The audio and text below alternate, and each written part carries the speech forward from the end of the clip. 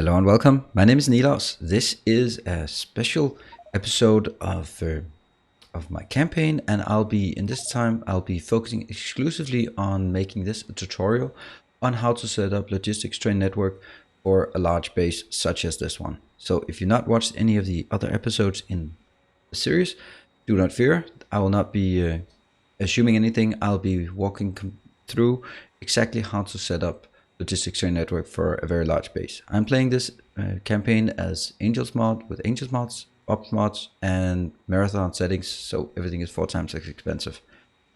At least the science is. That means I need to build big. Let's have a look on the map size just to get a sense of the base. And I am not completed. I think I'm about 60%. I think 60% through the tech tree on AngelsMods, Bob mods. You can see how much research I still have left. So that's there's still plenty of things to do. Let me just explain sort of the core concepts of the train network. The train network is, well, first of all, let's work with Logistics Train Network. That is a mod that is absolutely essential to the way that I play this game. And all of my trains, they are 1, 2 trains. The Logistics Train Network, just very briefly to explain what it does, it actually, you can see here, LT and these commands, they are related to that. What it does, it transforms the train network into a similar thing as the logistics train network. That means schedules are created automatically based on supply and demand. So when there is a supply, for example, for wood, because of some consumption, it says, okay, when it's more than 5,000 wood, or when a station can receive more than 5,000 wood, it will request it, and then it'll find out where it is. Oh, that is just perfect timing. Let's follow this one. That is just perfect. Let's follow this, where this is going. Going near, this is going to, just to explain how it works. So that was just really lucky. It also explains kind of how the train network is working, because it does seem kind of awkward this way it's working, but I'll go back and explain that. So this one goes here and picks up engines. I had no idea we needed to pick up engines. If we look at this train, it has already generated that I want to go there, pick up 2,000 engines and 2 seconds of inactivity, or it's just been active there for a long time. So it loaded 2,000 engines and then it heads out. I have no idea where it's going. Oh, well, I do actually have an idea. It's going to the science location. Then it crosses to the other side and goes in here. This is a demand station, and I'll fill this up. So we can see here in this logistics network, I already have 2,000 in this one and about 2,000 in that one. So I'm working with very, very big storage everywhere in the space. I don't mind that, and then it goes back. So let's have a look exactly at how this is working. So you can see here, oh, let's zoom out and define the base. I have these things called a district. This district is called science. That means I have inbound stations here, and they'll be brought into a logistics network. I used to have belts running down the middle, but I've transformed everything into a bot-based because of updates. I need to make sure that I can build very big, and for that I need to build with robots. So what happens here is that all these are put into requester chests, and they are then being demanded by the various components needed and pushed into various types of science. You can see I only have 4 out of the 8 science packs available in AngelsBob's, and then it goes into here. I'll just leave the science as it is. So we can see here that it's this is the inner workings of a base. It comes in here. It goes into, this is a passive provider warehouse. So that's a AngelsMods warehouse, and this is a provider. So these bots, they are Angels bots. Just briefly explain it. They have a much higher carrying capacity, but they are slower than normal bots. And therefore I like them way more. Instead of having like 1,000 robots here, I have 100 robots, and it works just fine. That means all of this is being crafted, put into other belts here. This district is self-contained. We can also look at a different district where I'm actually located right now, and I have my little plane to move around faster. Let's move over to this location. All of this is the ore and the production in AngelsMods of the different types of metals. So we have titanium, we have brass, toast looking thing is brass. This is titanium. And that is electrum, gold, silver, you know, all these, zinc. So all of them. And what happens is this is part of the network. Just look at the network. It goes over here. That's a small extender. Just jump out of the plane here. What happens is this is a requested chest. You can see here it requests 10,000 of each. Then I have, this is a normal warehouse, so this is not a requester, meaning that I only request to one of them. Then between these, I have stack filter inserters. These stack filter inserters are set to set filter so that it balances, takes as much here as here. Now something comes in and it will trigger just a short move over. The way it's done, I'll just briefly go through that, is this one is taking the input coming from that one times -1. So that would be minus 10,000. And then it takes the input from here and adds it. So if that's a positive number, that means I have more in the top one than in the lower one. If I have more in the top one than the lower one, then I send a signal here, and that's going to be the set filter. So whenever there's more, there's a positive signal here. And when it's a positive signal, these guys will operate at least once and balance it out. Now let's look at the logistics network. That means at this location, I drag the green wire between these two, and that's what you can see here. You can see how much I have provided in this network. This goes, the green wire will follow the green wire here. And this is a logistics train network stop. This is quite special. It has to be set to read train contents because it has to read what difference when the train comes in. This goes to this green lamp, which is the logistic train stop input. So basically I take the green wire and say how much, the 20,000 of each of these 4 metals, I provide them into the network, basically as a passive provider saying to the network, I have this available. So if anyone needs it, come get it from here. Then I have the output, train output, that's the red wire. The red wire reads the output of the train. And hold on, let me just check something. Now, this one, this is the train stop. It reads the content of the train, goes into this one, that multiplies it by -1, and then it goes up here. And okay, so the reason for this is that this one will say how much is being requested. So if something is coming in, if someone comes in and wants to pick up 10,000 aluminium, goes in here, this stop will know 10,000 aluminium. So I take it basically and say the difference is sent to these ones, so that what it does is that it stops loading. If I just bring it in and I have a normal train, a normal loaders here, then it'll just keep going. So even though the train wants to leave, it'll just shove in a lot more, because it the signal on these trains, I say I can just find a train idling, loading somewhere. Yeah, it's big. It's big. No, no trains loading anywhere. That one? Yeah, that's someone coming in here. Yeah. Okay, so let's have a look at the condition. There, it says the cargo is more, and it's inactive, meaning that if I'm at this location and I ask for 10,000, but I only just fill in, then it'll just keep filling up until the train's full. That's not what I want. So I want to stop it exactly when the amount requested by the train. So basically I take this input is what the train requests. So if the train requests 5,000 or 10,024, whatever, then that will be 10,024 minus how much is on the train. So as long as that's a positive number, these ones are operating. As long as when the content of the train is equal to the requested by the train, then it'll go to 0, and the red wire will contain a 0 signal. And that 0 signal will stop these from operating, and it'll depart.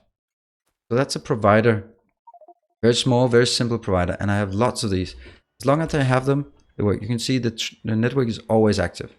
That goes Jivalite, it goes everything. Let's look at one of the inbounds. Actually, we might as well. Let's see, where do we have a good active one? We'll take this one. I think this is good.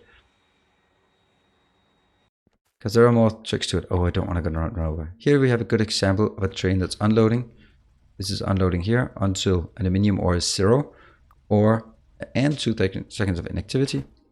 And this one is unloading again at 2 locations. I'm just going to sneak my way in here. Go. Don't get run over, that would be embarrassing. So they are unloading evenly into a warehouse and a passive provider warehouse. And this happens exactly the same. These two are balancing out. So things will be picked up from this location and then it'll be shunted down from the top into these. This is very important that I don't take everything and just shunt it down to this one, because then what happens is the lower one will get full and the top one will be completely empty. And when the train comes in, it cannot unload to the lower one. So I have to make sure that these are balancing out. And that mechanics is exactly the same. That's my balancer, this balancer. So the way that a demand station works is the following. I need to tell with a constant combinator how much I want. I say, in this case, I want 10,000. That's why it's a minus. This is the way that works. I have to send into the network a minus. This is on the green wire. And it comes from, you can see the green wire starts with here, goes in. So let's have a look at the green wire. Green wire is the sum of these, the content of these two, minus how much I demand. So I want at all given times, I want to top it up to 10,000. And you can see what's here. So at this point, I have a minus number. So you would say, okay, why are we not, this is silicon ore, why are we not getting a train coming in with 3,000 or 352 silicon ore? And that's because there is something called a threshold. That I set here. I said this threshold is only going to make a delivery if it's less than 5,000. You can see here, it's 4,500 negative carbon. That means, just for the hell of it, let's try changing this one to 4. And there we go. Carbon is now coming into from D4 out carbon to D10. This is district 10. Aluminium hydroxide carbon input. And it delivers 4,744, which is exactly what I need in order to top this up to the threshold of 10,000. The way that I have to do this, and this is a little failsafe that I find very important to build. It shouldn't technically be necessary, but I've had so many issues that I always build it. Basically, I take this number. No, actually, it is extremely it's necessary. Take the number. This will now be on the green wire. We have a negative number. If for whatever reason this turns into a positive number, then it is interpreted as a supply station and not as a demand station. So basically, I take this one and say I only take whatever is less than 0 and push it on.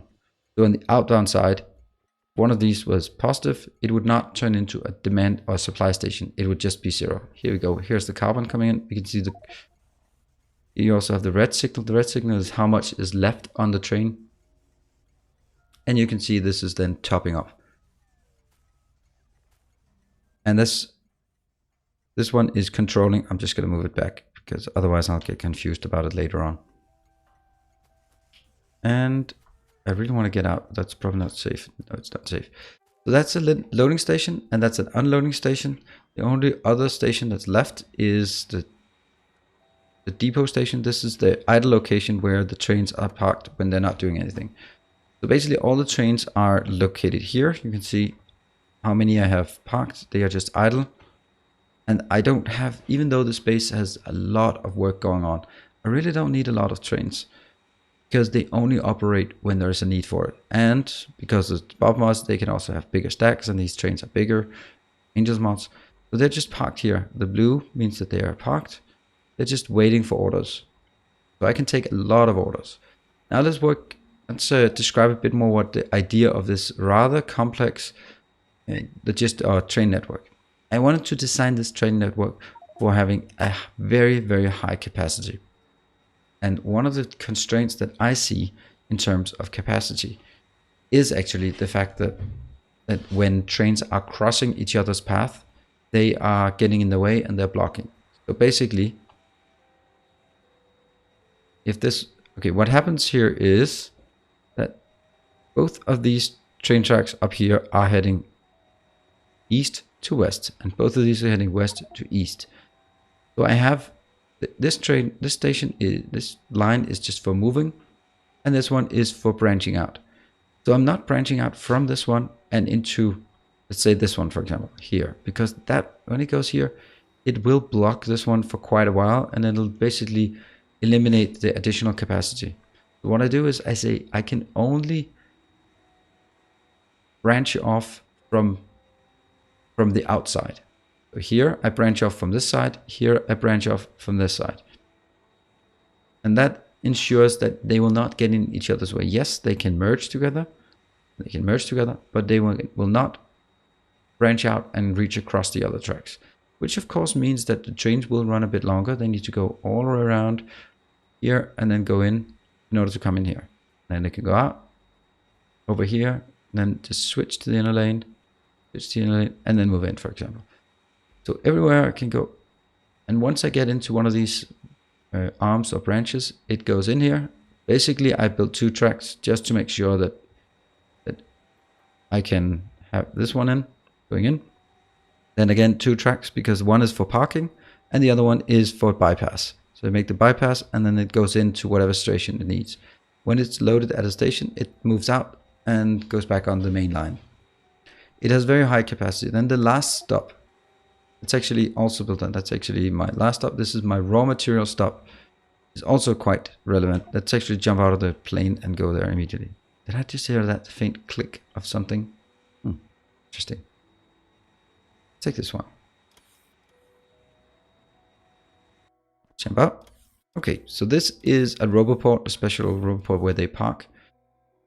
And you can see on the robot network, I have these small extenders going out into locations for loading, or oh, that's an old one. Let's not look at that. Let's look at this one. This is pretty.